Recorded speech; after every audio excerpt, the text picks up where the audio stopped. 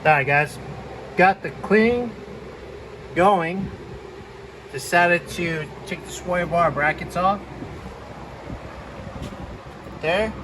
I'm gonna take the Take it off. brake line bracket on both sides. And he's putting some fresh stuff in there. We're gonna use the Ultrasonic cleaner. Ultrasonic the Hedgehog. Yeah, cleaner, thingamajiggy. Get those all cleaned up. Why I'm taking the kind of wire wheel slash wire brush slash.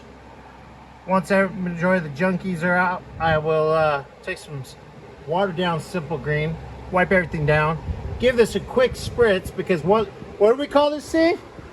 Not a resto mod, but a rustin mod. But all right, guys. Well, I'll get you guys another update here in a little bit. Plus, I gotta take that stuff out for the brake line. All right, later. All right, guys.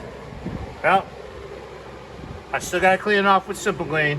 And we'll give it a little spritz. I still gotta do the inside, so don't mind that. Got the horse support a little bit because it was a little dirty, a little gunky. Quick. Like I said, I'll hit it up with some Simple Green. Now I'm about to.